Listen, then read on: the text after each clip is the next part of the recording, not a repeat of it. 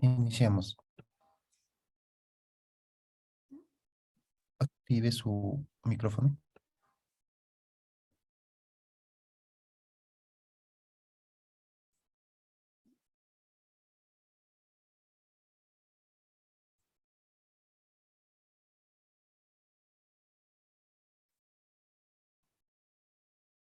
Puede iniciar.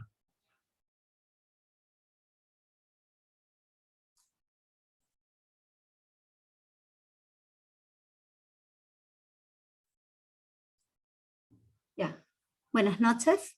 A nombre de la Pontificia Universidad Católica del Perú y el Vicerrectorado de Investigación, el Centro de Investigación de la Arquitectura y la Ciudad, el CIAC, y el Departamento de Arquitectura y la Facultad de Arquitectura y Urbanismo, les damos la más cordial bienvenida y agradecemos su participación en el conversatorio Memoria, Paisaje y Ciudad, dentro del marco del ciclo de actividades de la exhibición digital El Perú como proyecto, del territorio a la vivienda. La mesa de ahora se llama Memoria, Paisaje y Ciudad. Y se basa en lo siguiente: los paisajes culturales son representaciones y son percepciones del espacio, son dinámicos y subjetivos, cuyo valor y significado es construido por las personas. Se crean principalmente a través de los sentidos y representan, conmemoran y albergan memorias. En esta mesa visitaremos 3 paisajes culturales diferentes: el productivo y el ordenador del territorio; el urbano, diseñado para comunicar y conmemorar la memoria de nuestros ancestros a través de rituales y monumentos; y las ciudades imaginarias, inspiradas en lugares reales, rediseñadas y materializadas para la imaginación. Comenzaremos con Patricia Aparicio Martínez, que es doctoranda de la Universidad de Oviedo en España, es magíster en Arqueología y Gestión del Patrimonio por la Universidad Autónoma de Madrid y licenciada en Historia por la Universidad de León en España. Es especialista en Arqueología del Paisaje, SIC aplicados a la arqueología y Arqueología Agraria Andina. Es investigadora en el Centro de Investigaciones de la Arquitectura y la Ciudad de la Pontificia Universidad Católica del Perú, donde también es profesora. Y desde hace 5 años participa como co-investigadora en el proyecto Paisajes Culturales en el Valle de Sondondo, siendo la directora de las excavaciones arqueológicas del proyecto. Pertenece al grupo de investigación YABOR, LLA-BOR, de España, Modelando el Mundo y Patrimonio Arquitectónico de la PUC. ¿Tienes la mesa, Patricia? Gracias. Bueno, buenas tardes a todos. Voy a compartir mi presentación.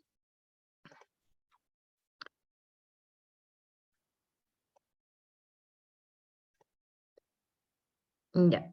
Bueno, voy a comentar y voy a comenzar hablando sobre, o en esta presentación, vamos a hablar principalmente del paisaje agrario del Valle de Sondondo.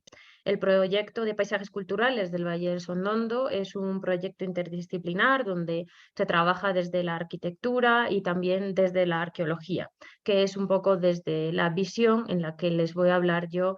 Es la manera en la que nos hemos acercado al paisaje agrario, ¿no? Trabajamos en el Valle de Sondondo. Vamos a comenzar la exposición hablando un poquito teóricamente un poco más sobre el agrario.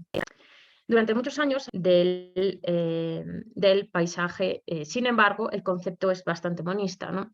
A lo largo de los siglos han ido desapareciendo estas nociones que disciernen entre la naturaleza y la sociedad como campos de análisis independientes.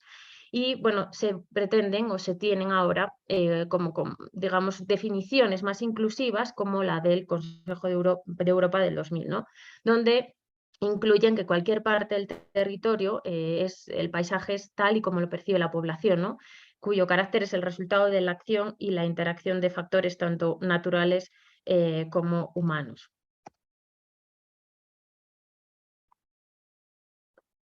Bueno, ¿cómo llegamos entonces del estudio de los paisajes culturales al paisaje agrario? Pues se trata de mirar el paisaje y de estudiarlo no solo desde una posición productiva, sino también, que sería un poco lo esperable, ¿no? al estar hablando de un paisaje agrario y productivo, sino también de una forma vivencial, utilitaria, identitaria y bueno, también científica y técnica, ¿no? Porque también nos interesa esa visión científica.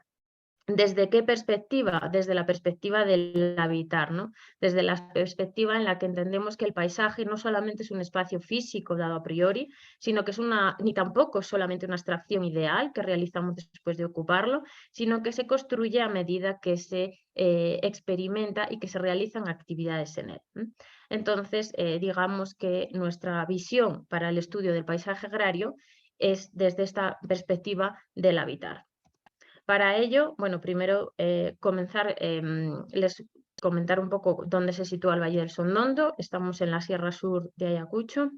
Nos encontramos en una zona bueno, bastante estratégica para el estudio de las comunidades prehispánicas, ya que está un poco entre las capitales de lo que fueron los centros imperiales de época Wari y época incaica. Entonces era un centro bastante importante o un núcleo bastante importante a nivel estratégico y geográfico.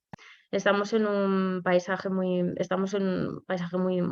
variado, donde tenemos bueno, pues amplios espacios de puna y áreas bueno, donde están las zonas de hábitat mayores, que son las zonas bajas del valle, con un sistema totalmente integrado, no solamente desde el punto de vista agrario, sino también agropastoril, ya que las zonas de puna bueno, tienen una importante producción de agua para los andenes en la parte baja, pero también bueno, de integración vertical de las sociedades. Y obviamente también tenemos los establecimientos actuales, los centros poblados actuales que se van encajando y que forman parte de todo el sistema integrado. Para acercarnos al estudio de este paisaje agrario prehispánico, lo primero que teníamos que, digamos, evaluar eran los análisis de las formas de producción, es decir, los mismos andenes o terrazas agrícolas que se disponían en el valle. También las formas de asentamiento, en este caso trabajamos especialmente en los asentamientos prehispánicos, que estaban bien conocidos, bien reconocidos en el valle. También hay que analizar las formas de los caminos prehispánicos, es decir, todas las redes de integración. Las formas de almacenamiento, aquí vemos en la imagen unas colcas, la distribución de unas colcas que están cercanas también a los caminos prehispánicos como zonas zonas para el traslado de los productos y también para bueno, el almacenamiento de los mismos. Pero también había que analizar las formas simbólicas y las formas de poder, ya que estas también nos hablan y nos permiten estudiar este paisaje agrario. En este caso tenemos una plataforma de tipo ceremonial incaica que está asociada a una fuente, es decir, que tenemos asociados también espacios rituales y simbólicos. Aquí en la pantalla también estamos viendo una imagen de una piedra de enormes dimensiones con una especie de cazoletas y de canales donde bueno, pues tendría una especie de vinculación con el agua y una visión muy amplia de todo el espacio agrario. Está localizada en una posición obviamente estratégica. Otra de las formas en las que necesitábamos o incorporamos para el estudio del paisaje agrario era la representación del mismo a través de las piedras maqueta. Las piedras maquetas son afloramientos rocosos que se encuentran a lo largo del valle en áreas determinadas. Se han hecho un estudio sobre las mismas y representan, bueno, no solamente andenes, sino también canales y lagunas o jochas en algunas áreas en sus partes superiores. Para estudiar entonces el paisaje agrario lo teníamos que hacer desde una manera integral, es decir, integrando absolutamente todo lo que tuviéramos en nuestra mano, no solamente los establecimientos prehispánicos, las áreas de producción, sino todo lo que hemos visto a lo largo de esta presentación. Una de las formas en las que también se debe de estudiar el paisaje agrario es desde la memoria y el simbolismo que se infiere, ya que además las comunidades agrarias del Valle de Sondondo siguen actuando en su territorio, siguen haciendo producción en su territorio, es decir, hay una memoria viva en los mismos espacios. Esta es una fotografía del apu tutelar, del apu Carborazo, aunque hay otros apus menores, pero que siguen teniendo una gran vinculación con la comunidad, digamos, la comunidad sigue teniendo una gran devoción a los mismos. Para el estudio de estos espacios, digamos, más simbólicos o afrontar el estudio del paisaje desde esta perspectiva, teníamos que hacer un análisis metodológico, bueno, desde todos los elementos de estudio a través de un SIF y el estudio sobre todo de las maquetas y los elementos que se relacionarían directamente con las maquetas, que eran los andenes y los espacios productivos. Aquí tenemos la piedra de Mayobamba, donde actualmente estamos realizando excavaciones arqueológicas también para poder ver si existe algún tipo de ritualidad o que podamos conocer algún tipo de ritualidad asociada a la misma de manera directa, no solo desde un estudio más superficial o teórico como el que hemos estado haciendo hasta el momento. Aquí tenemos algunas imágenes de la gran variedad de piedras maqueta que existen, que jalonan a lo largo de todo el valle, en áreas localizadas, pero bueno, que tienen una gran importancia. Esta es la piedra del Wichimarca, que es una de las más grandes, la más grande del valle, más grande conocida. Este es un detalle de una fotografía de dron donde podemos ver todos los detalles y la enorme profusión de labrados que tiene la misma. Se estudiaron las piedras maqueta, estos espacios simbólicos desde las distintas perspectivas, desde la visibilidad y desde su relación con el entorno. Aquí tenemos algunas imágenes de la visibilidad. Se hicieron análisis de visibilidades de los SIG, además de las propias investigaciones y percepciones en campo. Aquí tenemos otra de las piedras maqueta que estaba muy cerca de la piedra del Wichimarca, para que bueno, podamos ver un poco el panorama e imaginarnos un poco el panorama y la percepción que se tendría de este paisaje. Pero tenemos que pensar que el paisaje ha tenido también grandes transformaciones, por lo tanto necesitábamos estudiarlo y para ello incorporamos la arqueología agraria. La arqueología agraria lo que hace es realizar excavaciones arqueológicas en espacios de producción, es decir, se saca la metodología de una arqueología tradicional para llevarla a estos espacios de producción. Aquí tenemos algunos de los espacios que hemos estado excavando a lo largo del proyecto y el objetivo principal de esto es estudiar las transformaciones y cambios producidos en el paisaje agrario. Y el proyecto, bueno, pues se quería ver estos cambios sociales, pero también era necesario, bueno, pues ahondar sobre los usos del suelo, por ejemplo, o la identificación de cultivos, que es algo que también se ha incorporado a la investigación, para conocer, bueno, pues si había diferencias en los distintos cultivos que hubiera a lo largo del tiempo o los usos del suelo. Se hicieron excavaciones arqueológicas en 7 andenes diferentes del valle, en distintas áreas, para bueno, pues poder ver las técnicas de construcción, cómo podía haber ido cambiando el paisaje agrario y en el entorno, bueno, y sí pudimos evidenciar distintas cuestiones muy interesantes, como la identificación de transformaciones en el paisaje. Abajo a la izquierda vemos una fotografía de uno de los cateos donde tiene un montón de piedras grandes. Esto es una especie de chulpa anterior que había quedado sepultada con la creación de los espacios agrarios. Es decir, pudimos identificar distintos cambios en esta creación masiva que vemos en el Valle de Sondondo sobre las áreas de andenería. Algo muy interesante, ya que nos daba profundidad sobre momentos prehispánicos de los que antes poco se sabía en ciertas áreas del valle. Es decir, se hacen ya que una excavación arqueológica en un andén a veces tiene poquitos cambios estructurales.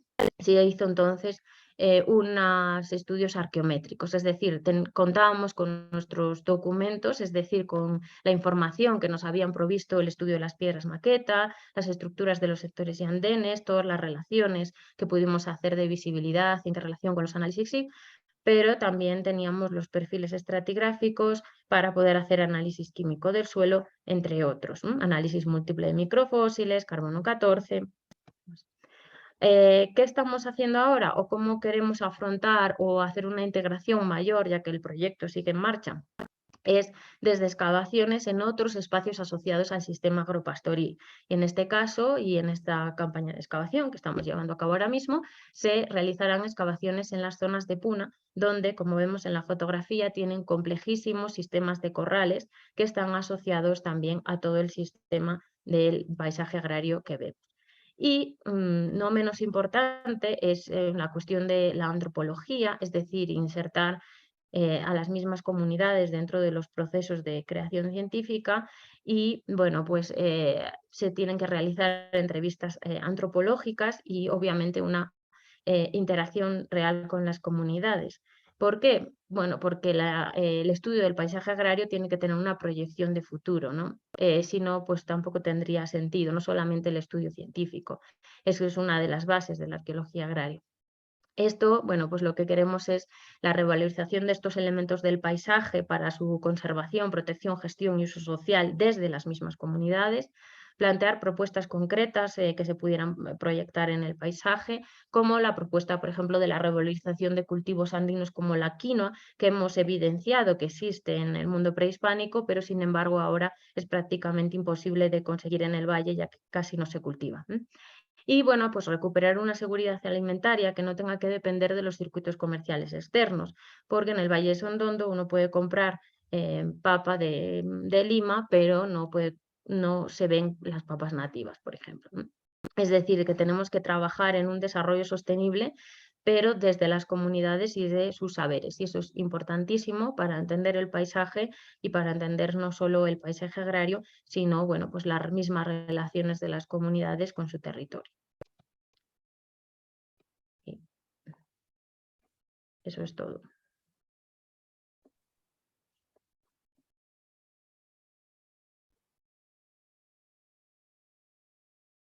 Bueno, gracias, Patricia. Ahora vamos a pasar a Olenka Palomino para su presentación, que es Repensando la muerte en la ciudad de Lima, Perú y sus cementerios.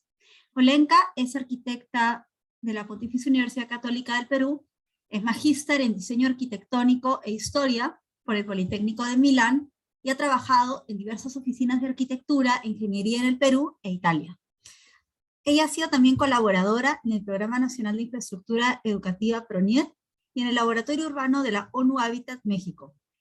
Ha sido asistente de docente en la Escuela de Arquitectura, Planeamiento Urbano, Ingeniería y Construcción del Politécnico de Milán, el Polo Territoriale di Mantova. Actualmente es docente en la Facultad de Arquitectura y Urbanismo de la Católica y ha conducido el taller Repensando la muerte de la ciudad de Lima y sus cementerios en el Instituto Ribagüero de la PUC. Olenka, tienes el micrófono. Voy a compartir mi presentación.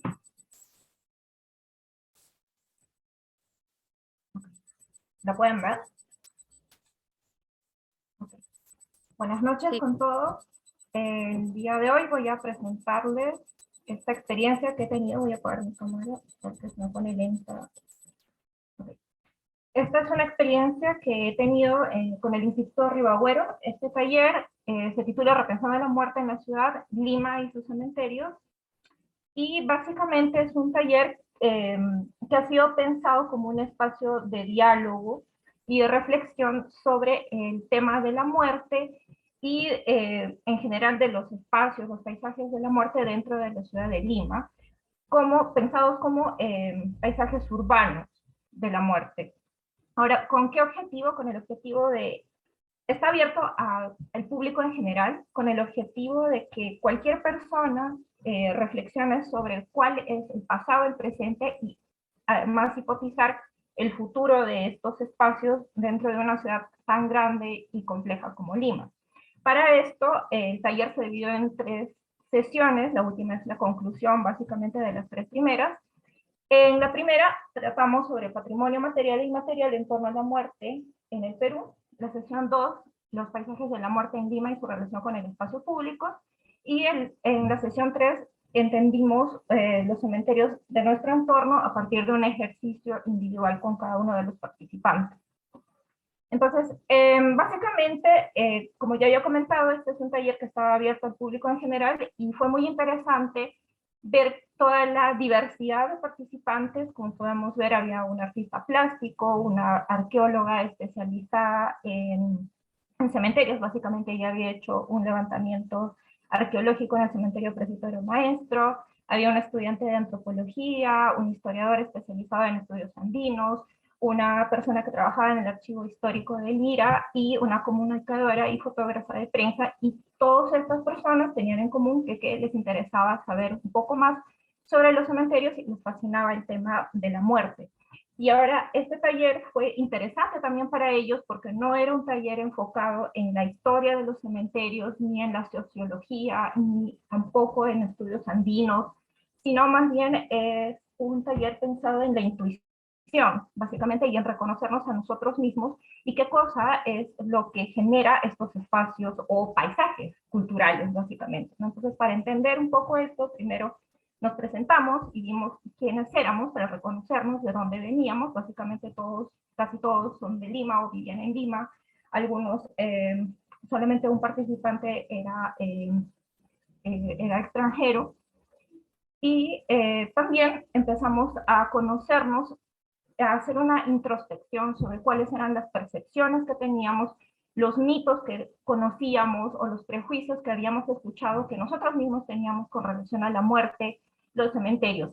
Además, para conocer un poco, a grosso modo, cuáles eran las características que ellos creían o intuían sobre los espacios dedicados a la muerte, cómo eran estos espacios, si solamente eran el cementerio, o si se expandía mucho más allá, como en hospitales, o en funerarias, o en la morgue, por ejemplo, cosas que ellos no se habían dado cuenta que también formaban parte de estos paisajes de la muerte, ¿no? Que si bien el cementerio es el espacio físico que se concretiza básicamente donde se entierran a los difuntos, se extiende mucho más allá, tanto de manera física como de manera virtual inclusive. Pero comenzábamos un poco viendo con este tipo de preguntas para empezar a lanzar ideas y ver qué cosa era lo que conocíamos o desconocíamos del tema, ¿no? Y además ver un poco sobre qué sabían ellos sobre las tradiciones, ritos, festividades fúnebres en relación a los cementerios dentro de la ciudad. Para esto también vimos en la segunda sesión la distribución de los cementerios urbanos en Lima. Básicamente este es un mapa que yo hice a partir del inventario de la Digesta y el visor del MINSA de cementerios y crematorios de Lima y el Callao, y básicamente tenemos alrededor de 69 cementerios identificados por estos visores, de los cuales partiendo, ¿no?, de la ley de cementerios, están divididos en tres diferentes tipologías: los cementerios clásicos, como el Presbítero Maestro o el Ángel, los parques cementerios, como el Mafre de Huachipa, y los cementerios mixtos, que son una fusión entre el clásico y los parques cementerios. Pero además de eso, veíamos que si bien tenemos varios parques cementerios que ocupan grandes extensiones de terreno, también tenemos cementerios clásicos o mixtos que están totalmente inmersos dentro del tejido urbano, y hay algunos otros que todavía están un poco hacia afuera del tejido urbano, totalmente hecho, digamos, ¿no? O sea, todavía en vías de expansión, me refiero. También era interesante ver que esta relación de los cementerios, donde se ubican, en las dimensiones que ellos tienen, también tienen que ver con las diferentes olas migratorias que han habido a lo largo de los años desde las diferentes provincias hacia Lima, y cómo esto también tiene que ver con la historia de del propio Perú, ¿no? Del cambio de las cosmovisiones prehispánicas, cosmovisión andina, cosmovisión amazónica, que sucede cuando llegan los conquistadores españoles, y ahí es todo este proceso, ¿no?, de extirpación de idolatrías y evangelización para una posterior fusión y un sincretismo religioso, político y social que actualmente da pie a lo que actualmente conocemos y se representa en nuestras tradiciones, en nuestros ritos y en nuestras costumbres, ¿no?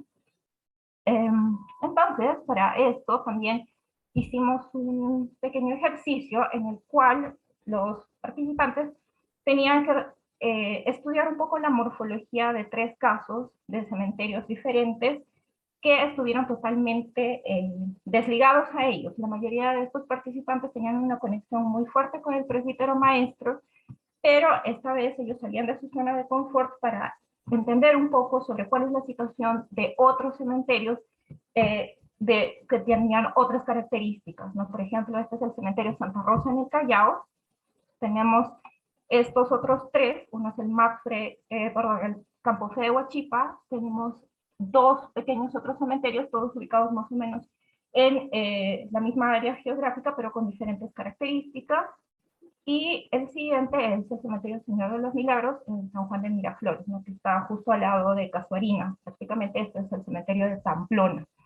Las conclusiones a las que llegamos es que básicamente todos estos cementerios son no solamente particulares por las características físicas que tienen, sino también porque, por ejemplo, George, que es fotógrafo, es artista plástico y además está haciendo una tesis sobre fotografía post-mortem y estaba muy enfocado en el barroco peruano, llegábamos a conclusiones como las que, por ejemplo, lo que sucedía en el barroco, ¿no? En plena colonia, es que se convivía con la muerte, ¿no? Teníamos a los cementerios, no como los conocemos ahora mismo, sino más bien los lugares de entierro dentro de iglesias, hospitales, espacios consagrados, pero dentro de la misma ciudad de Lima. Cuando llegan la Ilustración y estas ideas higienistas, se expulsa la ciudad y se crea el cementerio Presbítero Maestro, y por supuesto esto tiene otras connotaciones políticas y sociales que son mucho más complejas que esto, pero para concretizar un poco la idea,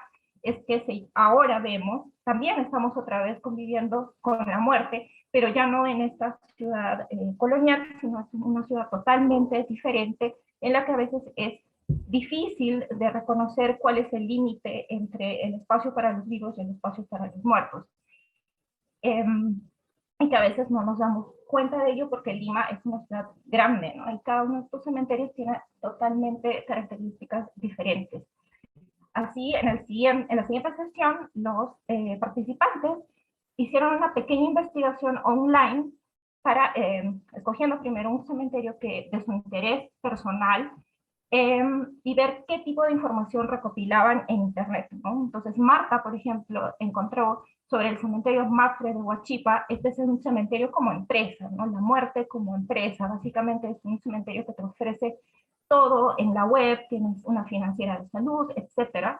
Por el otro lado tienes el Presbítero Maestro, que es un cementerio como a modo de libro abierto, un museo al aire libre, y José Carlos, que encuentra un cementerio más ligado al gremio de pescadores, a los ritos, a las tradiciones, un poco más hacia la magia negra y cosas por el estilo, que sería el Cementerio General de Pucusama. Como vemos, son todos diversos cementerios, son espacios físicos también, pero que trascienden al mundo virtual también, ¿no? Es posible hacer otro mundo hacia el espacio digital. En este sentido, en la última sesión vimos algunos ejemplos de qué sucede en otros países como respuesta no solamente al crecimiento urbano y a la falta de espacio, no solamente para los vivos, sino también para los muertos. Y, por ejemplo, es en el caso de Jerusalén, ¿no? Que se ha construido un cementerio subterráneo para mitigar esa falta de espacio para enterrar, y otros más bien, otras soluciones que den el lado sostenible, ¿no? De qué hacer con los espacios para la muerte que sean útiles, como la creación de este arrecife artificial en Estados Unidos, y otras ideas un poco más convencionales, pero que miran también hacia el futuro, como los cementerios verticales, el cual en Lima ya existe uno, pero hay ejemplos mucho más grandes, por ejemplo, en Brasil. Y por otro lado, el uso de la tecnología digital en los cementerios europeos. Básicamente esto es una ruta digital que engloba aproximadamente 16 países y sus cementerios más relevantes, ¿no? En general, en conclusión, lo que entendíamos a partir de entender, ¿no? Que las tradiciones, la cosmovisión, todo esto que está cargado de nuestros ritos y demás, construyen el cementerio y también forman parte de nuestra propia cultura, de nuestra propia identidad, pero que también es una cosa que va cambiando conforme el tiempo. Entendíamos que estas tradiciones y esta conexión con los ancestros en una cultura, en un país como el Perú, es todavía bastante arraigada, y que de repente estos cambios tan radicales como hemos visto en la caverna esta subterránea o en un arrecife artificial todavía no están tan cerca de nuestra realidad, pero quizás en un futuro próximo sea posible, ¿no? Puede ser que haya algunas variaciones a nivel socioeconómico, como dice Milena, no todo el mundo va a optar por este tipo de opciones porque son costosas, o como dice José Carlos, por ejemplo, que él encontraba más una relación en culturas como la de Indonesia, en la que todavía se conserva la momificación de cadáveres y la gran conexión con los ancestros, o el caso de Japón, en el cual la falta de espacio para los vivos también hace que hayan grandes innovaciones en cuanto a los espacios para los difuntos, ¿no? Como estos pequeños habitáculos para alojar cenizas, ¿no? Que maximizan el espacio y aún permiten que se perpetúen los ritos y tradiciones japoneses. Es muy posible que en el Perú pueda suceder una cosa por el estilo en un futuro, pero ellos creen que todavía no. Y sin embargo, esto queda como una discusión para ver que los cementerios en general son un tema muy rico y que, como decía, trascienden al mundo físico, se trasladan al mundo virtual también, y que tienen un futuro en adelante que aún no sabemos exactamente cómo será, porque va a responder a las diferentes características de las diferentes culturas y las situaciones urbanas a las que nos enfrentamos. Eso es todo. Muchas gracias.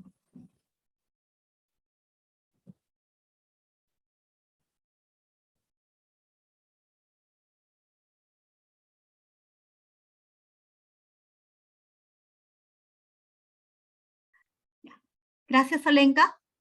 Ahora vamos a pasar a la tercera exposición sobre ciudades imaginarias a cargo de Mariano Quiroga. Él es arquitecto por la Pontificia Universidad Católica del Perú, es magíster en Dirección y Gestión de Empresas Constructoras e Inmobiliarias, MDI, por la PUC y la Universidad Politécnica de Madrid. Durante su experiencia profesional en la generación, desarrollo y gestión integral de proyectos inmobiliarios de diversa índole y en la gestión de la construcción, ha trabajado en COSAPI y Echevarría Izquierdo Perú. Mariano ha sido especialista en espacios educativos en el Minedu. Es director y socio de Habitáculo, donde ejerce el diseño y la teoría arquitectónica urbanística para proponer y elaborar soluciones integrales. Esto lo ha llevado a ser docente de talleres de diseño arquitectónico y espacios en el Instituto Toulouse-Lautrec, que ha estado desde el 2016 hasta el 2019, la UPC desde el 2018, y en la Facultad de Arquitectura y Urbanismo de la Católica desde el 2018. Mariano, toma el micrófono. ¿Qué tal? Buenas noches. ¿Se me escucha? Muy bien. Sí, perfecto. Sí. Bueno, Ciudades Imaginarias inicia como una serie de conversatorios que se vienen dando desde el año 2016, en donde la idea ha sido presentar distintas miradas o distintas aproximaciones sobre cómo a través de la fantasía y la ficción se genera la ciudad por la arquitectura y cómo se va retroalimentando el mundo real a partir de esta producción.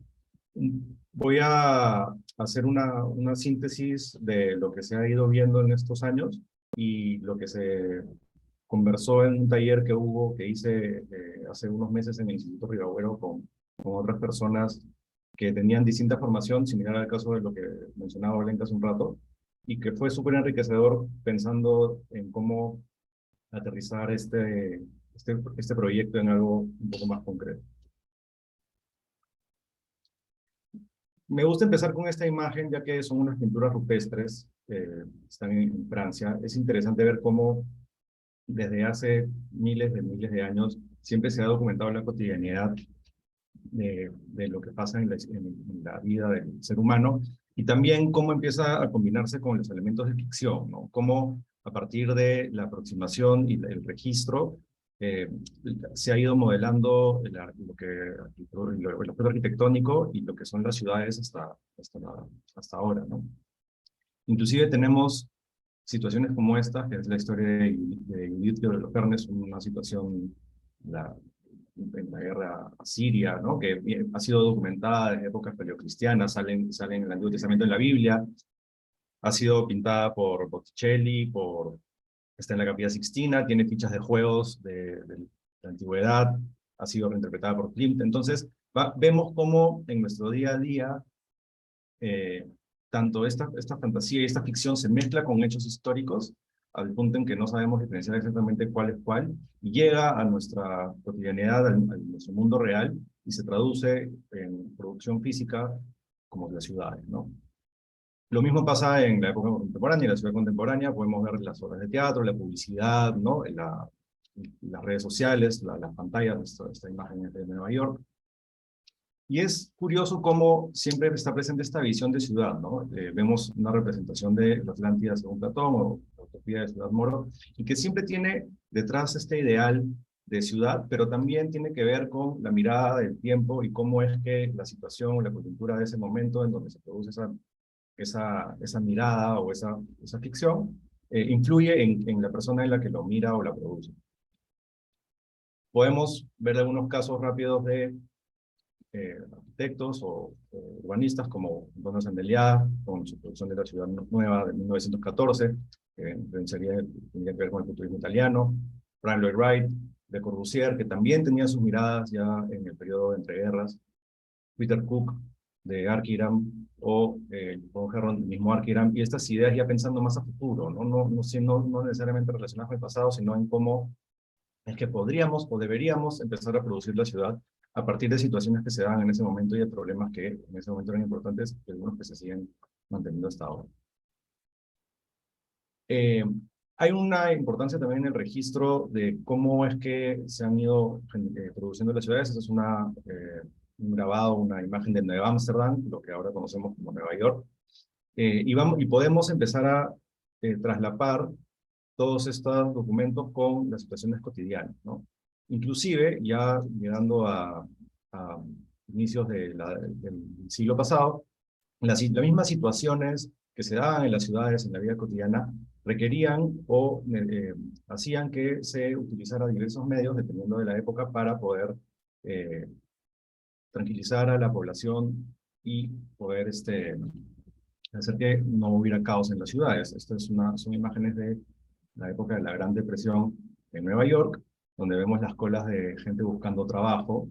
Y claro, en esa época aparecieron los cómics, ¿no? En Estados Unidos. Entonces encontramos a Superman como el arquetipo de superhéroe, o el Capitán América, que estaba pensado originalmente como un elemento propaganda en la Segunda Guerra Mundial, y empezamos a ver cómo la ficción se empieza a mezclar cada vez más, o vuelve a mezclarse con la realidad, ¿no? En ambos aparece Hitler, son de la época de la Segunda Guerra Mundial, como les decía.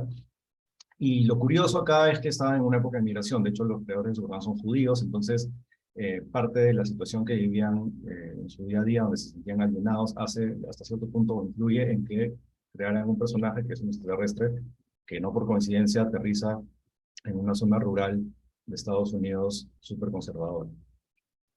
Lo mismo pasa en otros lados del mundo. Esta es una foto de la bomba de Nagasaki, en Japón.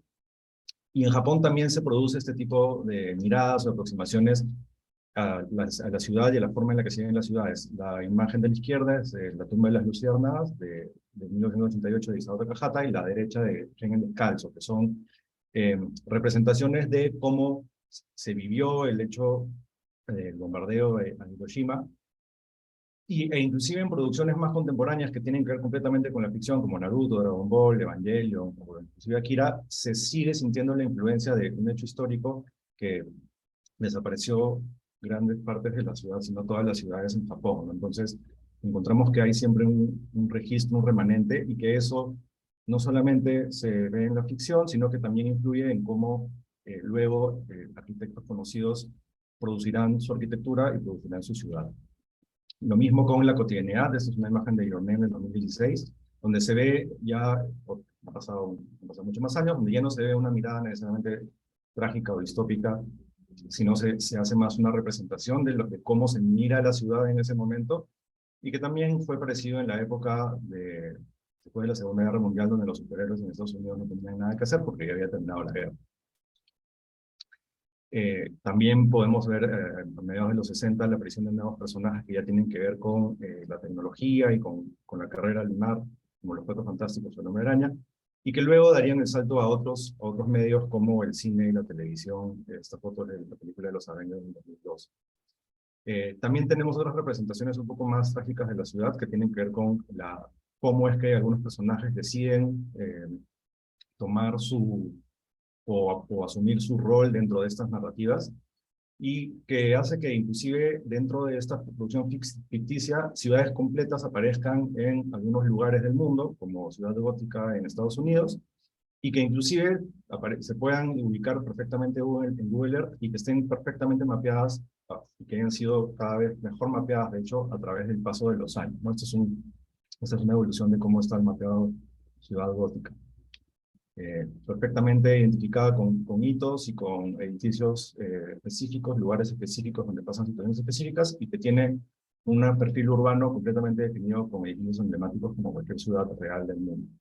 De hecho, para el salto a las películas se toma mucha inspiración de lo que sería Nueva York de noche o algunos edificios de la misma Chicago. Entonces los autores tanto del cómic como de las películas giran en torno a ciudades reales para producir estas ciudades ficticias, y que luego influyen también, como iba diciendo, en la producción arquitectónica y la misma producción de la ciudad.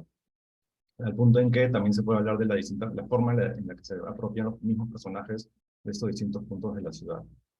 También hay otro tipo de ciudades más distópicas. Este es Mos Eisley, Tatooine, la Guerra de las Galaxias, que son aparentemente, o sea, completamente ficticias o fantasiosas, pero que tienen mucha influencia de arquitectura tradicional o de formas de construcción acorde a la geografía, y que ahora, por ejemplo, no solamente están súper bien estudiadas, sino que inclusive están siendo recreadas en el mundo real en parques de diversiones. Este es un mapa de Galaxy Edge en Disney, donde se está recreando un pedazo de la misma Mos Eisley para que uno vaya como turista y pueda tener la experiencia de estar dentro de una película de la Guerra de las Galaxias. Esto hace que nosotros, que somos consumidores de ficción y de fantasía, nos veamos influenciados también en cómo es que producimos no solamente nuestra mirada, sino nuestra forma de producir arquitectura y ciudad, al punto en que, por ejemplo, Ren Koolhaas aparentemente es recontra fanático de la Guerra de las Galaxias, porque tiene dos propuestas que tienen mucho que ver con objetos o edificios que salen o que pertenecen a ese universo. En los videojuegos también hay una situación similar. Esta es una imagen o un par de imágenes de Assassin's Creed Odyssey, donde se recrea la antigua Grecia y donde uno ya no solamente participa como espectador, sino que puede interactuar con el territorio y con las ciudades. Puede treparse a los techos de los edificios, meterse a los templos, recorrer el paisaje virtual, pero generado a partir de un lugar real. De hecho, la escala es brutal. Uno puede demorarse como 3 o 4 horas solamente en recorrer a pie de un lugar a otro de la isla, me parece que sea súper enriquecedor, y tienen una aplicación educacional donde uno puede recorrer esos edificios clásicos a través de un videojuego.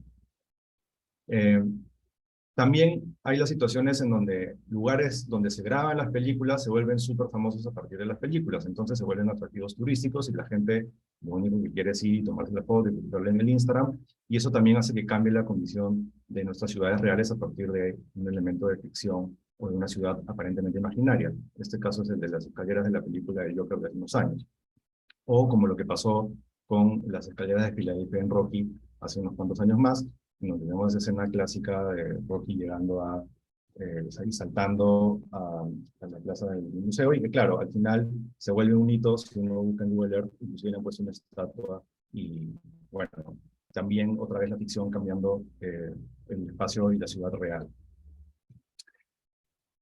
También hay un momento en donde estos personajes que empiezan siendo completamente fantasiosos y pasan a otros medios, empiezan a tomar una cara más real, se vuelven más familiares.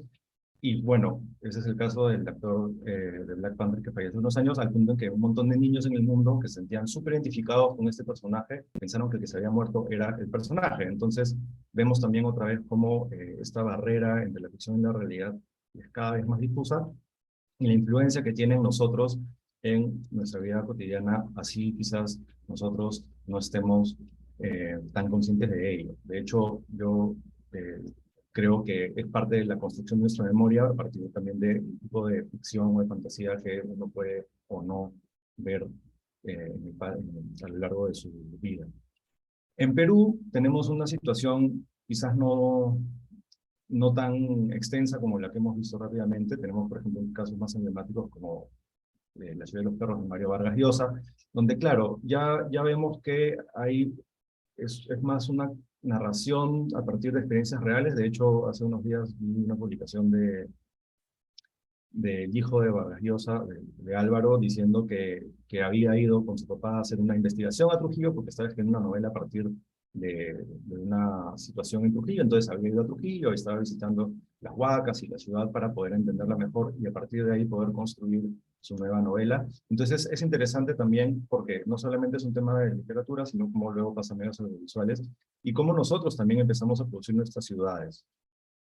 A partir de imágenes que quizás son un poco más fuertes y que no necesariamente reflejan la riqueza cultural y, todo lo que tenemos atrás en nuestra historia, sino que tiene más que ver con condiciones, digamos, hostiles o que pueden parecer como la foto anterior del muro de Berlín, ¿no? Entonces, ¿cuál es la ciudad que estamos produciendo, ¿no? ¿Cuál es creo que es la gran interrogante en la que se dirige este tema de investigación? ¿Cómo es la producción de ciudad y cómo es que nosotros aquí en Perú, desde la arquitectura y desde el urbanismo, empezamos a producir arquitectura y ciudad que vea más hacia el futuro y que haga un tipo de exploración que no sea solamente la del día a día o algún tipo que tenga algún tipo de hostilidad? Porque al final, como les decía, creo que todos en algún momento nos hemos sentido identificados, sobre todo de niños, con algún personaje ficticio. Entonces, creo que ahí sale mucho de lo que nosotros queremos hacer o nuestros ideales a futuro. Gracias.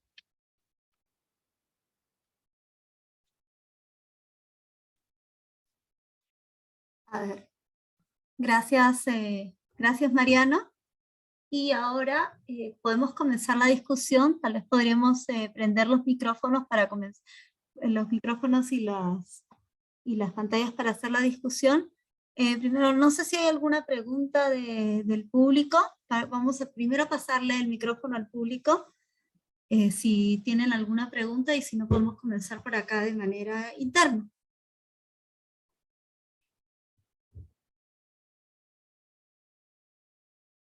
A ver.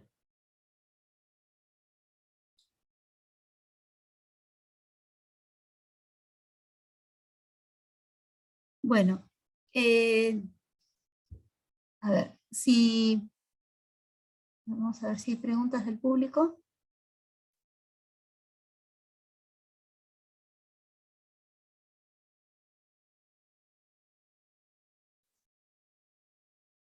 Bueno, entonces lo que vamos a hacer es voy a comenzar con alguna pregunta interna. Ya. A ver, hay una pregunta acá que nos dicen,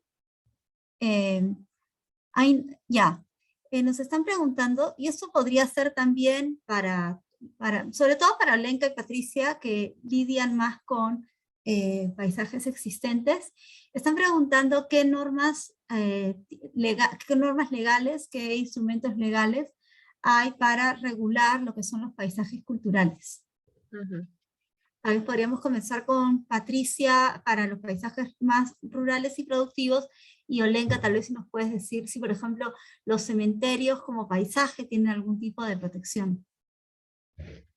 Bueno, respecto a los paisajes culturales, hay una legislación del Ministerio de Cultura del 2011 que regula un poco la gestión y la declaratoria como paisajes culturales. Es llamativo que en el Perú solamente existan 3 paisajes culturales declarados, teniendo en cuenta la enorme variedad de paisajes que existen y obviamente la importancia que tienen. Esto se debe, esto es una opinión personal, a un problema legislativo en el que se trata al paisaje cultural como a un bien patrimonial arqueológico igual, de la misma forma. Entonces, los procesos de declaratoria para ambos casos son muy similares. Se hace un expediente con una ficha técnica y esa ficha técnica tienen, por ejemplo, que comunicar, ¿no? Hacer un levantamiento desde el punto de vista de saneamiento físico y legal a todos los involucrados en esos espacios. Es decir, se establece una poligonal determinada, lo mismo que se hace con un patrimonio, con un bien arqueológico determinado. Con poligonal determinada, y tienen que notificar a cada uno de los propietarios, es decir, en casos de áreas rurales, a un montón de comunidades, incluso propietarios particulares, sobre esto. ¿Esto qué ha hecho? Bueno, pues que en el Perú solamente cuenta con 3 paisajes arqueológicos declarados. Este es el Candelabro, que está en Paracas, que fue declarado en 2016, y recientemente, a finales de 2022 y principios de 2021, se declara el Aputambraico y el paisaje cultural de las andenerías de Cuyo Cuyo en Puno. Estos son los únicos 3 paisajes culturales que existen declarados. Hay otras iniciativas de declaratoria a nivel mundial, como por ejemplo el Valle de Sondondo, que se encuentra en un proceso, digamos, de inserción, o sea, se ha inserto en la lista indicativa para ser paisaje cultural a nivel internacional por la UNESCO, pero a nivel nacional del Perú no está declarado como paisaje cultural. Solamente existe esa legislación de 2011 sobre paisajes culturales a nivel nacional.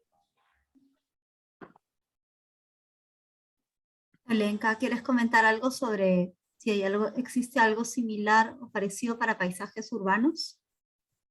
Para paisajes urbanos específicamente no, pero existe la recomendación para el Recommendation on the Historic Urban Landscapes, que es de la UNESCO básicamente, y es una recomendación y aplica en general para cualquier paisaje urbano histórico, que también es entendido como un paisaje cultural. Pero básicamente los cementerios en el Perú particularmente no, por lo menos los cementerios urbanos contemporáneos, ninguno es considerado como un paisaje cultural patrimonial, ¿no? El cementerio del Presbítero Maestro es patrimonial, sí, pero por otras características, ¿no? Básicamente el cementerio en sí mismo es el patrimonio, por los mausoleos, por las características arquitectónicas que tiene, etcétera, ¿no? Pero aparte de ese, no, o sea, salvo algunas excepciones, no se contempla como un paisaje propiamente dicho, ¿no? Existe una ley de cementerios y servicios funerarios que básicamente establece alturas de los nichos, si tiene que tener un cerco o no, de qué características tiene que ser, en términos más arquitectónicos y también a nivel sanitario, que lo controla la digesta básicamente. Y bueno, que estipula toda la normativa en cuanto al funcionamiento, ¿no? Como que debe cumplirse el saneamiento físico legal, entre otras cosas, ¿no? Un poco más técnico en ese sentido. Lo cual es un poco lamentable porque vemos que hay infinidad de cementerios que tienen características morfológicas sumamente diferentes y diversas porque responden también a diferentes espacios geográficos distintos, ¿no? Hay algunos que están prácticamente ocupando áreas de loma aquí en Lima y no se hace nada al respecto. Ya. Quisiera hacer otra pregunta que está más dirigida a Mariano, que están preguntando si es que Lima ha sido la inspiración para alguna fantasía distópica o para alguna fantasía, algún tipo de, por ejemplo, así como ciudades como Nueva York han Sí, sido tan fuente de inspiración, están preguntando si Lima, o podríamos también pensar en alguna otra ciudad de Perú, ha sido fuente de alguna inspiración distópica y, por ejemplo, qué impacto habría tenido esta a ver, inspiración. tenemos distintos tipos de representación. Tenemos una más histórica, donde se trata de recrear una época anterior. Podría ahí dar ejemplo esta serie El Último Bastión, que produjo TV Perú y que estuvo en Netflix. Podríamos revisar algunas novelas como, no sé, María o Eva del Edén, donde se habla de época más del inicio de la República, épocas coloniales, ¿no? Y se habla mucho del conflicto social que había en esos momentos. Tenemos algunas interpretaciones más contemporáneas. Me acuerdo ahorita de Los de Arriba y los de Abajo, Tribus de la Calle, Lobos de Mar en Tucusana, La Gran Sangre, que también incluye un poco más de fantasía, donde hay justicieros de la calle. Inclusive hay cómics que no son tan conocidos. Hay un cómic que se llama Guachimán, que es de Javier Arévalo, que también es autor de algunos libros como Vértigo bajo la luna llena, donde también hay un poco de ficción en Lima. Y hace en el último festival de cine se estrenó una película, que ahorita no me acuerdo el nombre, donde era Lima, una Lima distópica, como una especie de mezcla entre Blade Runner y Mad Max. Eh, interesante ver este tipo de miradas, pero sí, creo que sobre todo en los últimos años ha habido desde el medio audiovisual, más que desde la arquitectura, nuevos enfoques de la ciudad. De hecho, me acuerdo de haber visto una serie web de Cineplanet súper corta de terror, donde en el último capítulo, sin entrar spoilers, explota el Cineplanet Alcázar. Entonces, sí es interesante ver cómo digamos, mi generación, quizás algunas generaciones más jóvenes que están más influenciados por estos medios audiovisuales de los cuales puedo haber mencionado, están empezando a producir este tipo de ficción utópica o distópica. La gran pregunta, para mí al menos, es qué estamos haciendo los arquitectos, ¿no? Y eso sería ya otro tema de conversación.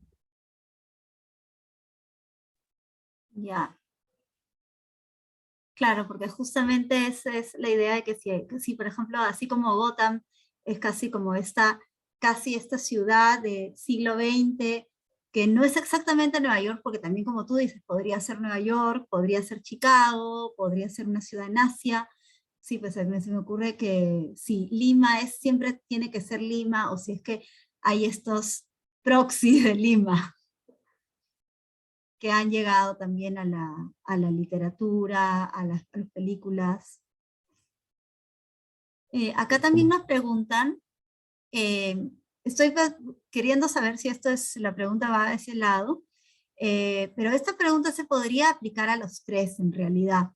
Están preguntando sobre si la evaluación, al parecer, si se realiza considerando los atributos visuales, pero también pensando en lo que estamos discutiendo el otro día antes del evento, de también la importancia de los otros sentidos.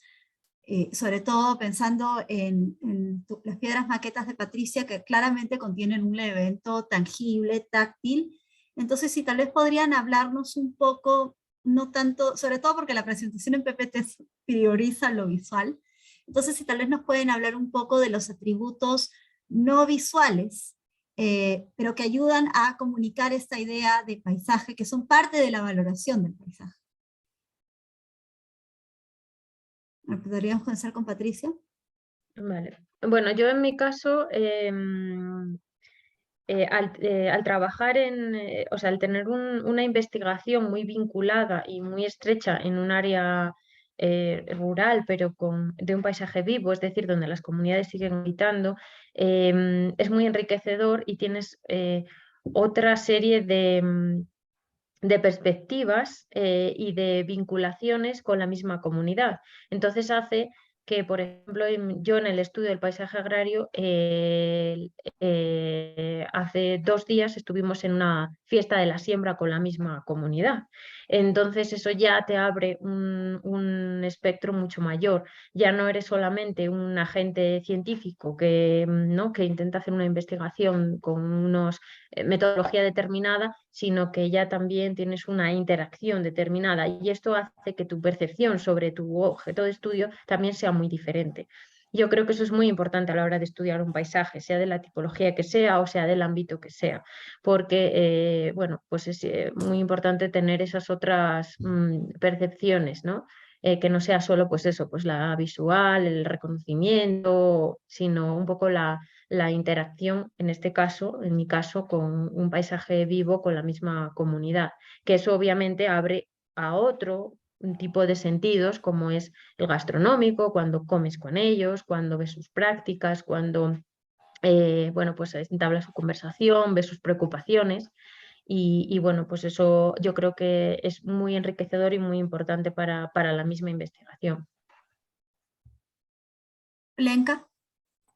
Claro, en cuanto a los paisajes de la muerte o deathscape, es que en general el término escape, que vendría a ser paisaje, es bien amplio, ¿no? O sea, aparte quien lo empieza a utilizar básicamente es en el campo de la antropología, ¿no? Y actualmente hay 500.000 tipos de escapes, 500.000 tipos de paisaje básicamente, pero es interesante y es bueno entender también que el paisaje es una construcción social, y el ser una construcción social también está en nuestra cabeza, ¿no? En nuestras mentes, y estas mentes también tienen mucho que ver con las tradiciones, la cultura, los ritos fúnebres, en el caso específico de los cementerios, y la conexión con los ancestros. Entonces, por eso, en la primera sesión del taller que dirigí en el IA, era un poco el reconocimiento precisamente de esas cosas que no son tangibles, ¿no? Sino que están en el imaginario, en las percepciones de cómo creo yo que es un cementerio o qué conexión tengo yo con la muerte. Por eso mismo también decía que el cementerio, en este caso específico, también trasciende al espacio tangible, físico, que sería la edificación, ¿no? Arquitectónica, de cómo es el espacio, sino que también puede pasar al mundo del Facebook. Por ejemplo, hay algunos cementerios que no tienen una página oficial como el presbítero maestro, pero son los mismos deudos que se organizan y empiezan a hacer un Facebook grupal del cementerio, ¿no? Toman fotos, se preocupan sobre cómo está una lápida o no, y además intercambian un poco las tradiciones, toman fotos de los ritos que hacen, si llevan comida en el Día de los Muertos, en el Día de la Madre, etcétera, ¿no? Entonces, es una construcción compleja y enriquecedora. El encontrar una línea divisoria entre el espacio para el vivos con el espacio de los muertos a veces no existe, ¿no? Hay casas prácticamente superpuestas a nichos o a tumbas, y bueno, es una visión diferente a la que nosotros podemos tener, ¿no? Entonces son diferentes tipos de escapes, diferentes tipos de vivencias también que hay, y por eso no basta solamente con la observación directa, sino también en comprender cómo funcionan los diferentes colectivos de personas que habitan en estos diferentes espacios. Y como además esto se proyecta a un mundo digital que actualmente está mucho más difuso. Ya. Y Mariano, sobre todo, tanto de las... Sí, No. no, sí, comenta. En la misma línea, ¿no? En la misma línea. Sí, en la misma línea, porque al final las ciudades y la arquitectura es producción a partir eh, de la forma en la que se mira el futuro en el momento en el que se produce ese objeto o esa ciudad. Es una forma de materializar, eh, mirando hacia el futuro con una visión particular, siempre tiene un sesgo, algún ideal de manera que se pueda ocupar o vivir o habitar. En esa línea coincido, ¿no? De hecho, las ciudades prehispánicas, Patricia lo ha mencionado, su lectura del paisaje tiene mucho que ver con su forma de mirar el mundo, con la misma cosmovisión, cómo ellos entienden el mundo. Tiene mucho que ver con su cultura, con su aspecto teológico, ¿no? Con lo que ahora nosotros conocemos quizás más como parte de su mitología. En las ciudades imaginarias contemporáneas y las no tan contemporáneas, también hay ese sesgo y esa construcción a partir de experiencias y de la memoria de cada uno de los autores. Frank Miller, autor de Batman y de Daredevil, basa sus historias en base a experiencias de violencia que sufría él cuando vivía en Chicago cuando era joven. Cuando vemos directores de cine, también todas sus construcciones tienen que ver con sus experiencias personales. Entonces, creo que cualquier producción artística en general tiene mucho que ver con eso. Y la arquitectura y la ciudad tienen mucho que ver también con la memoria y con la forma de ver el mundo. Ya. Sí, en el caso, sobre todo porque una cosa que me llama la atención es que ahora esta es una ciudad como Nueva York, que es una de las ciudades más caras del mundo, y sin embargo toda nuestra construcción de ciudad gótica, de Sin City, son más de esta Nueva York de los 70, de la Nueva York en decadencia, la Nueva York oscura, y es curioso cómo es que podemos convivir con ambas construcciones, cómo podemos simultáneamente aceptar que Nueva York ha cambiado, pero en nuestro imaginario sigue existiendo como la ciudad gótica. O la Nueva York de Friends o de Seinfeld, y de repente si eres más de ver sitcom, ¿no? Entonces es interesante ver esos dos lados de la moneda, depende de cómo te lo están contando y de quién te lo está contando y cómo quiere que tú la veas, ¿no? Entonces es bien interesante ver esa parte también. Claro.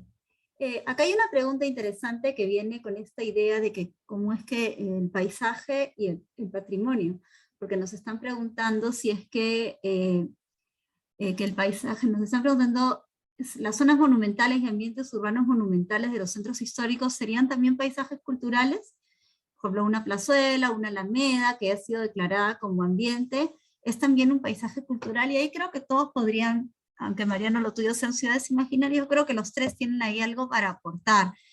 Tal vez tanto por la experiencia que ustedes crean, tanto su opinión como investigadores y como arquitectos, pero también su opinión de su conocimiento de cómo es que la gestión pública, tanto como los gobiernos valoran esas cosas.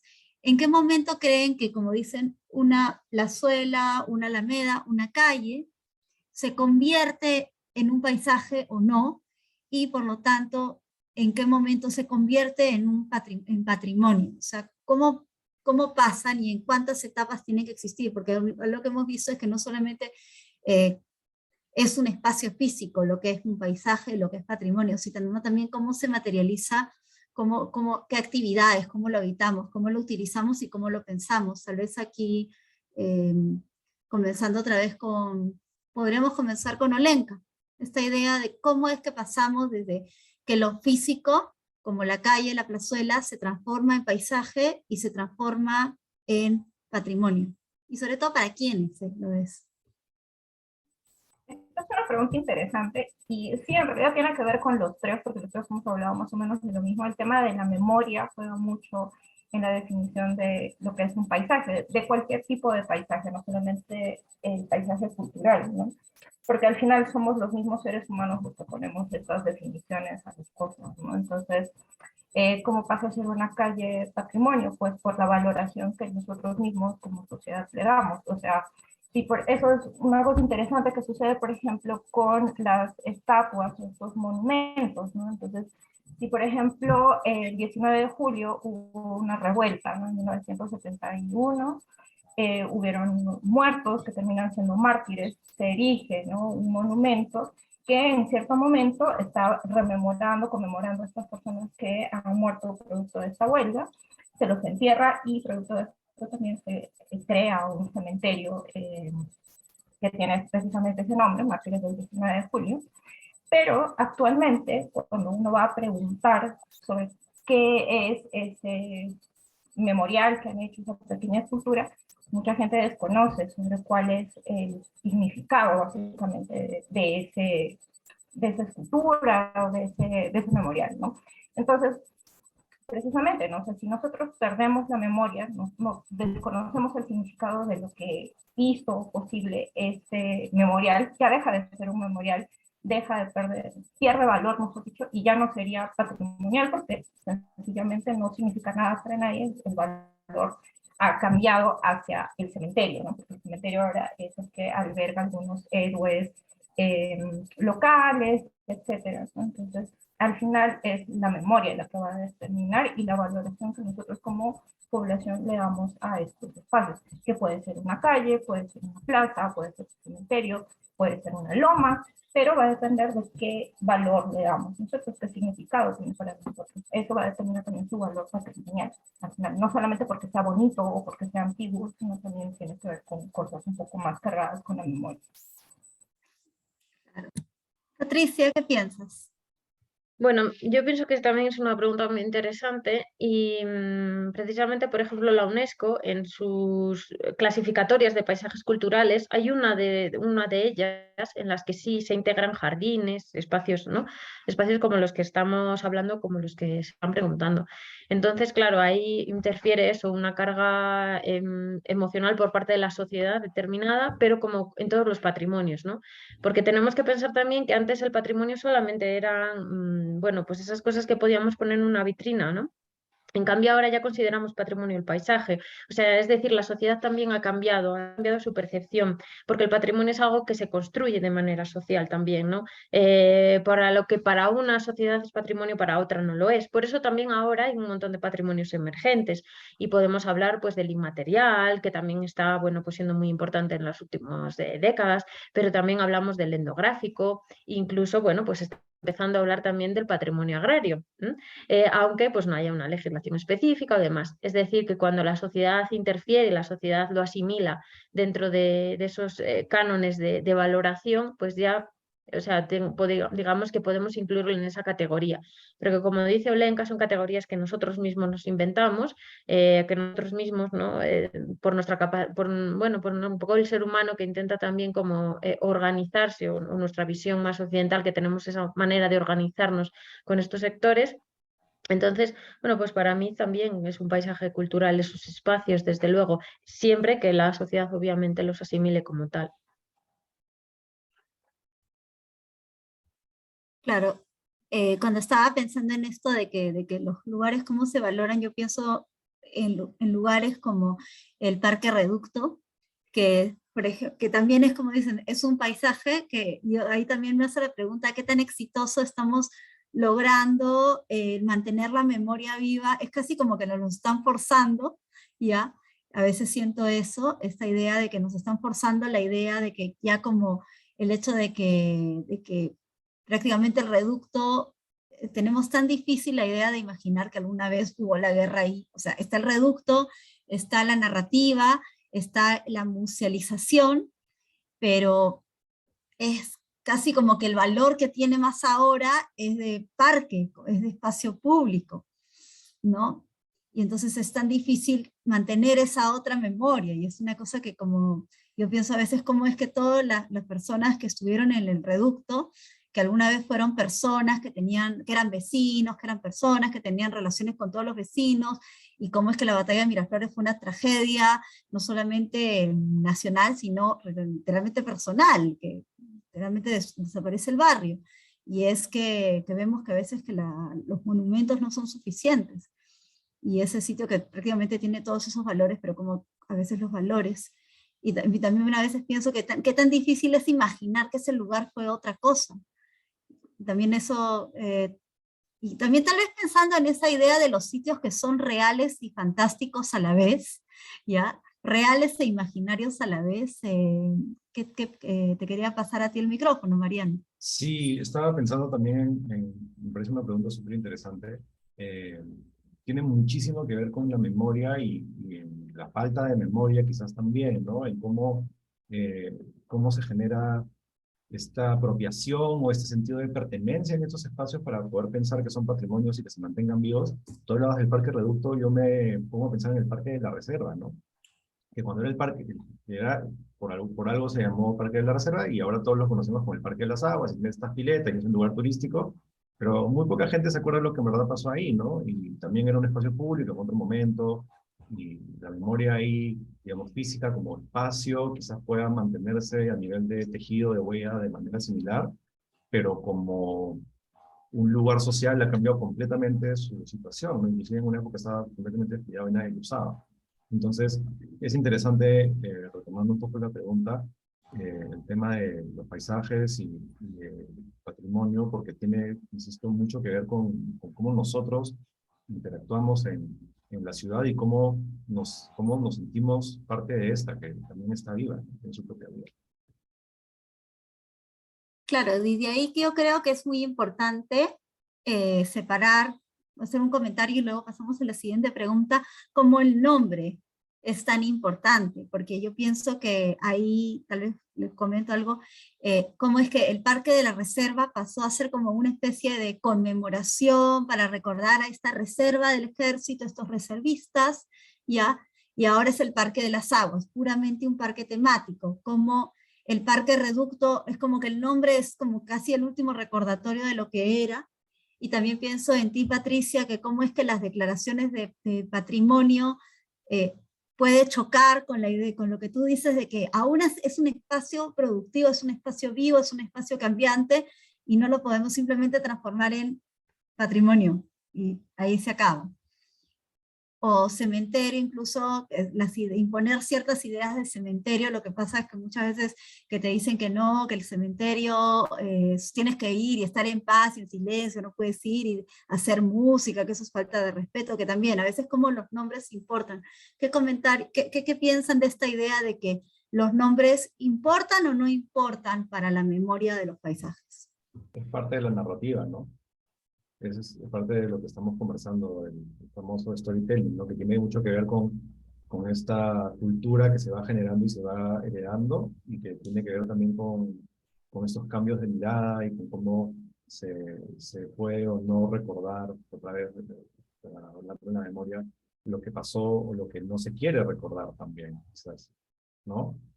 Parte de lo que decía hace un rato sobre la construcción de la ficción, ¿no? Que siempre tiene este sesgo dependiendo de quién es el que está construyendo la ficción. Lo mismo pasa en las ciudades, en la arquitectura y en cómo las personas que manejan las ciudades, a través de las políticas públicas, etcétera, pueden, a través de su sesgo, consciente o inconscientemente, ir cambiando la percepción que tenemos nosotros de nuestra propia ciudad. Claro, y además entender el patrimonio no como una cosa muerta, inerte y impoluta que no se puede tocar, sino que muchas veces, o sea, el patrimonio también es patrimonio vivo, ¿no? En las ciudades, por ejemplo, patrimoniales, por ejemplo, en Italia hay 500 ciudades patrimoniales, la gente vive en los centros históricos, ¿no? Entonces, lo mismo pasaría con los cementerios, ¿no? O sea, el cementerio Presbítero Maestro es patrimonio, sin embargo, está vivo, ¿no? Inclusive al frente hay otro cementerio, que es el cementerio El Ángel, cuando hay Día de los Muertos, Día de la Madre o estas grandes festividades en honor a los ancestros, se hace prácticamente una feria en la avenida Ancash, el mismo cementerio se transforma en una feria con música, comida, mariachis, etcétera. Entonces, si pensamos que el patrimonio va a ser musealizar el espacio y dejarlo o sea, retirarlo de todas sus actividades, también estaría perdiendo parte de su propia esencia, ¿no? Sí, por ejemplo, respecto a los nombres, también es muy interesante ver bueno, en cualquier tipo de espacio cómo esos nombres cambian. O sea, los topónimos nos dan muchísima información sobre, bueno, a nivel arqueológico hablo, pero también a cualquier nivel nos dan mucha información, pero estos también cambian y cambian por eso, porque la sociedad cambia de actividades o hay distintas maneras de percepción o igual algo que se nombraba de una manera cambia, puede que pase a ser prohibido. ¿No? Y entonces se va transformando. Entonces, claro, es parte de eso y el paisaje es así, ¿no? Es dinámico y todos sus componentes también lo son. Entonces, bueno, pues para estudiarlo tiene que ser de esa manera, ¿no? O para asimilarlo, integrarlo o gestionarlo, tiene que ser de esa manera, ¿no? De esa forma un poco más integrada, ¿no? Bueno, ahora para terminar hay una última pregunta interesante que, que hace, que creo que tiene relación con esta idea de diferentes maneras históricas de entender nuestra relación, cómo creamos paisajes y cómo entendemos esta relación con ellos. Que justamente hace unos años yo leí un libro que se llama justamente La invención de la naturaleza, que hablaba sobre el impacto de Humboldt y tratar de entender, diferenciar estas diferencias entre esta relación europea que entendía el territorio como algo a ser conquistado, dominado, domesticado, y este conflicto que se dio con esta visión prehispánica y es casi una visión de el mundo como casi como un organismo.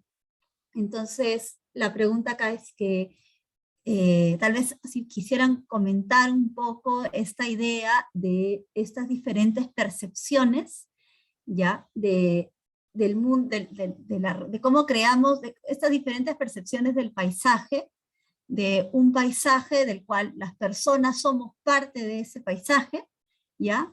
Y un paisaje donde el ser humano existe casi como sobre el paisaje y que está ahí para disponer de este.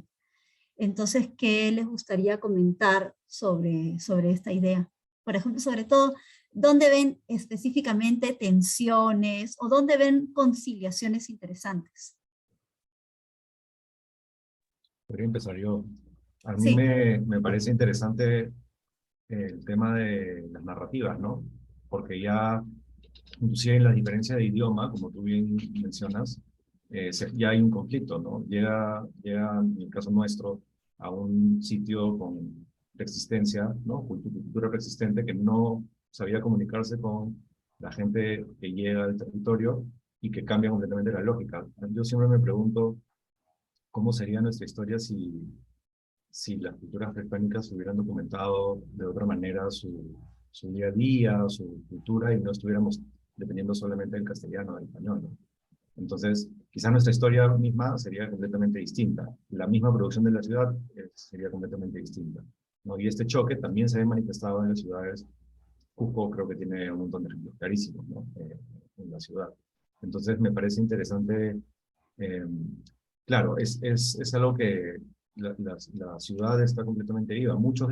De hecho, en Lima hay muchas zonas, eh, muchas calles, inclusive que eran o son por debajo todavía canales prehispánicos, o fueron vías prehispánicas, o fueron muralla de la ciudad antigua, o, ¿no? O parcelación de los fondos o de las haciendas, o huellas de lo que antes fue un aeropuerto, o de lo que antes fue un hipódromo y que ahora ya no lo es, porque la ciudad fue cambiando, fue creciendo, etcétera, etcétera. Entonces, es bien interesante ver cómo, claro, nosotros lo vemos con el sesgo de hoy, pensando en que siempre ha sido todo como hoy, pero si hacemos el análisis en la perspectiva y lo vemos como en distintas capas, creo que podríamos encontrar mucho más riqueza de la que quizás somos conscientes que tenemos.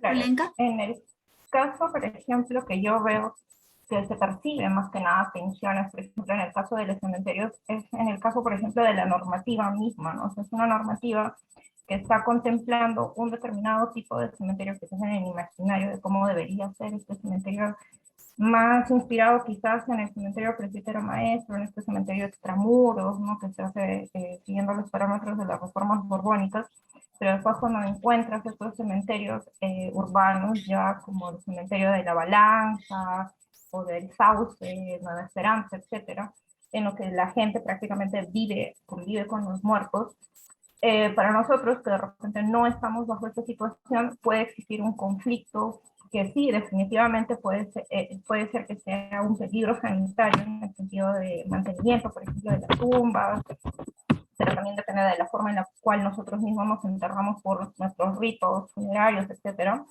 De todas maneras es una oportunidad, ¿no? El entender cómo es que se percibe la muerte a partir de la cosmovisión andina y en general del sincretismo religioso que todavía es tan fuerte y tan marcado en el Perú. Por un lado somos muy católicos, pero por otro lado también todavía guardamos relación con estas tradiciones prehispánicas, ya fusionadas por supuesto, y que hacen muy complejo y muy rico en general el panorama de los cementerios en general.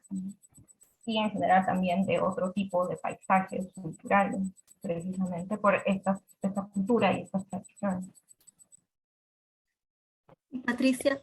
Bueno, yo en el caso de los paisajes culturales, bueno, creo que hay un montón de momentos de fricción y de riesgo constantes, sobre todo actualmente. Me refiero a las obras de desarrollo, bueno, pues de infraestructuras, minería, desarrollo urbano, o sea, absolutamente todo. La diferencia, y yo creo que siempre ha habido fricciones en los cambios, siempre ha habido momentos de cambio y transformación en los paisajes. La diferencia es que hoy tenemos una capacidad de transformación y de destrucción mucho mayor a la que podían tener las comunidades prehispánicas. Entonces, bueno, pues si queremos interferir, o sea, el desarrollo de una carretera, que obviamente no quiero decir que no se tengan que construir para nada, o sea, se tienen que hacer, pero dentro de unos, o sea, con un buen estudio, ¿no? Siguiendo una serie de criterios. Bueno, pues existen ese tipo de problemáticas y de fricciones. Y ahí va, pues, entre lo que consideramos el desarrollo, el desarrollismo, lo que no, dentro de la sociedad, o lo que consideramos como mejor o no, ¿no? Ya a nivel un poco, sí, sociedad. Y bueno, ahí es un tema bastante complejo. Porque, bueno, pues, ¿qué puedes primar, ¿no? Por ejemplo, en el desarrollo de las andenerías, ¿qué primas? ¿Que las sociedades sigan cultivando de la forma tradicional o de una manera diferente? De la forma tradicional también hay sus limitaciones, porque la sociedad ha cambiado, ya no es el mismo número de población, no se puede trabajar de la misma manera. Igualmente porque estamos viviendo en una época totalmente diferente, ¿no? Entonces, como todos los paisajes y estas fricciones se tienen que ir viendo a medida que vayan sucediendo, ¿no? A medida que vaya eh, eh, sucediendo no sé, el momento de fricción que se tenga que ver, ¿no? Y bueno, sí, es bastante complicado, sobre todo en el caso, por ejemplo, de los paisajes agrarios, que es lo que yo estoy viendo, ¿no? Ya. Bueno, siendo las 9 de la noche, queremos dar final a esta mesa de presentaciones para recalcar otra vez la idea de Patricia, que ve el tema de los paisajes productivos, que podríamos llamarlos rurales, pero diríamos que es más un tipo de paisaje cultural mixto, pero que lo importante que quisiera destacar ahí es que son paisajes que no son necesariamente arqueológicos, tienen un importante un importante valor y significado del periodo prehispánico, pero también de los siglos anteriores, y sobre todo es infraestructura y espacio ritual y espacio simbólico que sigue siendo de importancia para las comunidades que los usan, para la gente que los visita, para los investigadores. Los cementerios, que son un tipo de paisaje cultural urbano para crear y conmemorar la memoria, pero como los vemos que tenemos las visiones sobre cómo debe ser un cementerio son tan variadas como nuestra complicada relación con la muerte, mientras que para algunas personas con la muerte termina la vida, termina el cuerpo, lo metemos en una cajita y no volvemos a saber nada de él. Para otras personas, y creo que esto es como arqueóloga, ahí vemos esta idea de nuestra conexión con nuestro legado prehispánico, cuando la gente muere se convierte en ancestro. Y siempre recordando la idea de que quien te entierra son los vivos, no el muerto no se entierra solo. Quien lo entierra y lo recuerda son los vivos. Los vivos son los que te hacen el ritual, los vivos son los que te llevan el mariachi, los vivos son los que comunican la memoria. Y las ciudades imaginarias, que parte de este interesantísimo ciclo, que esperemos, Mariano, que salga la publicación, porque como has visto, no es solamente es inspirarnos en ciudades existentes y cómo la literatura, las películas y la cultura popular refleja lo que pienso, sino también a veces como que refleja lo que las ciudades que nosotros vivimos, incluso aunque esas ciudades se hayan transformado, y también cómo quisiéramos que fuesen esas ciudades. Lo que siempre decía, que también como revelan utopías, distopías, es como también como, yo a veces cuando leo lo que decía David Lowenthal de por qué queremos ir al pasado para arreglarlo, para sacar provecho, para querer arreglar injusticias, y a veces pienso también por eso es que a veces creamos ciudades imaginarias, también es también para lidiar con nuestra relación con el pasado.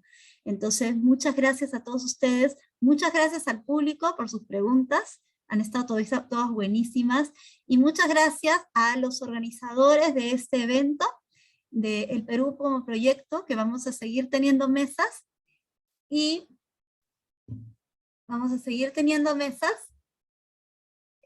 a los presentes. El día de mañana, miércoles, a las 6 de la tarde, vamos a continuar con la sesión que es Cuidados, Gestión del Territorio e Interseccionalidad, donde contaremos con la participación del equipo a cargo del proyecto GRIP, que en verdad significa Resiliencia Sensible al Género y a la Interseccionalidad en la Política y en la Práctica. GRRIPP. GRIP. No, sí, GRIP. Buenas noches y hasta otra oportunidad.